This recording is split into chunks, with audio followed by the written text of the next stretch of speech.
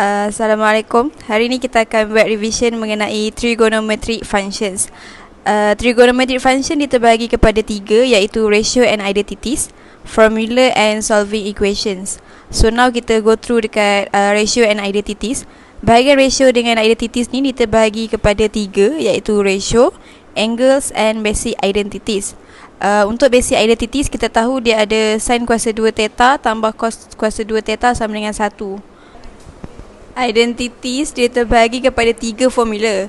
So untuk dapat tahu tiga-tiga formula, kita kena tahu satu je formula dia. So formula dia adalah sin kuasa 2 theta tambah cos kuasa 2 theta sama dengan 1. Lagi dua formula untuk kita dapat, kita boleh derivekan dia melalui persamaan 1 tadi. So untuk dapat persamaan kedua, kita akan bahagikan persamaan 1 ni dengan sin kuasa 2 theta. Sin kuasa 2 theta bagi sin kuasa 2 theta akan dapat 1. Cos kuasa 2 theta bahagi sin kuasa 2 theta akan dapat cot kuasa 2 theta. 1 bahagi sin kuasa 2 theta akan dapat cosecant kuasa 2 theta. Tu adalah formula yang kedua. Untuk formula ketiga, kita akan bahagikan formula pertama dengan cos kuasa 2 theta. Sin kuasa 2 theta bahagi cos kuasa 2 theta akan dapat tan kuasa 2 theta. Cos kuasa 2 theta bahagi cos kuasa 2 theta sama dengan 1. 1 bahagi dengan cos kuasa 2 theta akan dapat secant kuasa 2 theta. Cara untuk kita solvekan trigonometric equation ni, kita kena tahu kuadran dia dulu. So macam kita tahu, trigo dia ada 4 kuadran. Cara senang untuk ingat semua kuadran ni, kita follow add sugar to coffee. Add sugar to coffee maksudnya add tu dia kuadran pertama tu semua positif. Kuadran kedua sin je positif. Kuadran ketiga tan je positif. Kuadran keempat cos je positif. Untuk selesaikan solving equations, dia ada tiga cara. Satu, linear form, quadratic form dengan compound form. Untuk linear form, dia punya cara sama je, mesti pakai baki. Untuk quadratic form pun sama juga, cuma kita kena settlekan dulu quadratic equation dia. Untuk compound form ni dia terbagi kepada dua. Satu, kita akan using R sin dengan using T substitution. Untuk using T substitution, dia terbagi kepada dua, double angle dengan half angle. Untuk solve linear equation, first dia akan bagi cos theta sama dengan negatif 25. Lepas tu ada dua konsep baki. Bar ni dia akan, sebabkan dia negatif, so bila kira untuk cari dia punya angle, kita tak boleh masukkan negatif dalam bila cari cross shift tu. So dia akan buat cross shift 2/5 akan dapat 66.42. Untuk Q, which is untuk cari kuadran, sebabkan dia tu cross and dia tu negatif, dia berada di kuadran kedua dan ketiga. So next untuk I, interval dia telah bagi kat atas, which is dia di antara kosong dengan 360. So untuk S, which is solve, kita akan cari based on kuadran yang kita buat kat atas tadi. Untuk linear form juga, dia ada cara lain. Contohlah kalau dekat soalan tu dia dah kasih cos 2 theta sama dengan negatif 2/5. So kita mesti pakai kaedah baki, cuma dia akan berbeza dekat bahagian solvent, iaitu kita kena dapatkan theta. Contoh dekat soalan dah kasih 2 theta. Untuk capai I, kita kena cari nilai theta.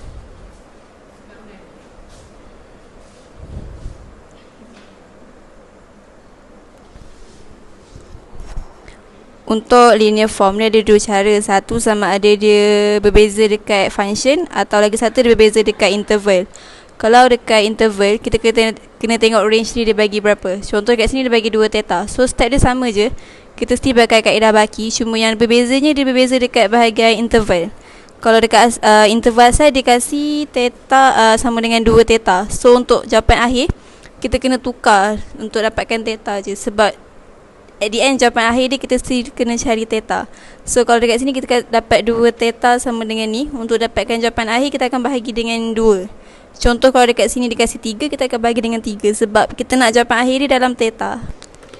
Lepas tu kita go through dengan quadratic form. Kalau quadratic form dia sama je macam kita selesaikan quadratic equation yang biasa, cuma yang ni dia melibatkan trigo. So kita akan pakai step sama je. So dia akan dapat nilai untuk angle dia akan dapat 2. So untuk soalan ni kita akan dapat 1/2 dengan negatif 1. So kita akan selesai kaedah baki juga, maksudnya kita akan dapat nilai theta tu dalam dua cara. So untuk kita akan settlekan untuk sin x sama dengan 1/2, kita akan pakai step baki. Sama je, cuma yang ni untuk range dia dikasih dalam bentuk radian. So jawapan akhir dia kita pun kena dapatkan dalam radian. Lepas tu untuk kuadratik, dia kan ada dua angle. So angle pertama dia 1/2, kita pakai kaedah baki je. Untuk 1 kita akan pakai kaedah graf. Sebab untuk 1, negatif 1 dengan kosong. Untuk trigosine dengan cos, kita akan pakai kaedah graf, bukan baki. So kita tahu maksimum untuk graf sine adalah 1. So dia punya angle kan 1. Jadi kita refer graf, kita akan dapat nilai dia 90. Tapi dekat range dia nak dalam radian. So kita akan tukarkan 90 tu kepada radian. So kita akan dapat 2/3 pi. Pastikan jawapan dalam pi. Lepas tu ni adalah kaedah compound form. Kita tahu compound form, cara untuk selesaikan dia terbagi kepada dua, iaitu R sin dengan T subs. Tapi kita go through untuk R sin dulu. Kalau untuk R sin dia ada dua cara. First kita kena cari nilai alpha dengan nilai R. Untuk dapatkan nilai alpha, kita akan pakai formula half angle ataupun double angle. So first kita akan cari persamaan dulu. Kita akan expandkan R tu dalam persamaan. So kita akan dapat R sin theta cos alpha tambah R cos theta sin alpha. Lepas tu kita akan comparekan dia. Kalau sin dengan sin, cos dengan cos, so kita akan dapat dua persamaan.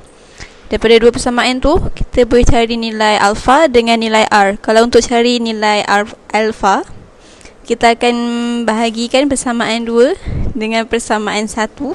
So kita akan dapat sin over cos. Kita tahu sin over cos sama dengan tan. So dapat tan alpha sama dengan 2. Untuk dapatkan nilai basic angle tu, kita pakai style sama je, shift tan. So kita akan dapat nilai dia berapa. Lepas tu untuk R, kita pakai persamaan 1 dengan 2 juga. Cuma kita kuasa 2 kan dua-dua persamaan tu. So kita akan dapat nilai R tu R square. So untuk dapatkan nilai R, kita punca kuasa je. So kita akan dapat nilai R. Lepas tu kita masukkan balik dalam formula yang dikasih tadi, R sin theta tambah alpha. Dapatlah jawapan. Lepas tu dia cakap hence. Kalau hence maksudnya kan kita dah dapat tadi nilai R sin semua tu. So kita akan gunakan dia untuk cari nilai theta. Step ni baru kita akan pakai step baki tu. So kita akan derivekan formula ni. So sehingga dia dapat single term. Lepas dalam single term kita akan pakai kaedah baki juga. So kita akan dapatnya dia sama je. Cuma yang berbeza dekat sini, dia kena tukar dekat bahagian interval dengan bahagian nak cari theta tu. Kalau dekat sini interval dia dah kasih theta, tapi yang kita dapat theta tambah 63.43. So kita akan ubah dekat interval baru dengan gantikan theta ni sama macam soalan yang dia nak. So kita dah dapat interval baru. Bila dah dapat interval baru, kita akan dapat nilai theta ni berdasarkan kita punya nilai interval. So kita tahu kalau nak cari jawapan untuk theta, kita kena dapatkan theta je. So kita akan pindahkan 63.43 ni pergi bahagian yang ada nombor sampai theta tu jadi perkara rumus je. So kita akan dapat jawapan untuk theta je. Ni kaedah compound form, tapi kita pakai step T sub. So untuk step T sub ni, dia akan kasih nilai T sama dengan tan theta per 2 ataupun sin ataupun cos. So kita kena tahu nilai untuk tan, sin dengan cos tu dalam in terms of T. So kalau nak tahu, kita akan tengok graf. Tengok triangle. Untuk tahu nilai T, kalau dia kasih tan, sin atau cos, kita kena refer pada triangle. So kalau dia kasih tan, kita akan pakai nilai 2T over 1 minus T square. Kalau dia kasih sin, kita akan pakai 2T minus 2T over 1 plus T square. Kalau dia kasih cos, kita akan pakai formula 1 tolak T kuasa 2 over 1 tambah T kuasa 2. Okay. Lepas tu kita akan refer pada soalan. Kalau dia kasih tan, kita akan gantikan tan ni dengan nilai tan dalam in terms of T. So kita akan ganti macam ni, tan. So, kalau secant, kita tahu secant kan 1 over sin, 1 over cos. So kalau 1 over cos, kita akan gantikan cos tu dengan nilai dia. So dapat macam ni. Lepas tu kita akan samakan penyebut kalau dia pecahan. Lepas tu kita boleh potong je mana yang sama. Lepas tu dia akan dapat dalam bentuk kuadratik. Kalau dia dapat dalam kuadratik, kita akan dapat 2 lah angle dia. So kalau dapat 2 angle, kita akan pakai kaedah baki. So kita akan dapat nilai theta yang banyak. At the end tu kita akan gabung. Contoh kalau dekat sini kita akan dapat nilai T sama dengan 3. Kita akan tukar T ni sama balik dengan tan tadi. So kita tahu tan sama dengan tan theta over 2 sama dengan 3. So dia dah single term. Kalau di single term, baru kita boleh pakai kaedah baki tadi. Kalau kaedah baki tadi sama je step dia, cuma dia akan berbeza dekat bahagian interval. Kalau interval asal dikasih theta je, tapi dekat soalan kita dapat tadi theta per 2. So kita kena ubah dekat bahagian interval ni jadi theta per 2. Bila theta per 2 dekat bahagian range ni kita nak dapat theta per 2, kita tahu untuk dapat jawapan akhir kita kena pakai theta je. So 2 kat bawah ni kita pindah pergi sini. So kita akan dapat jawapan dia theta je.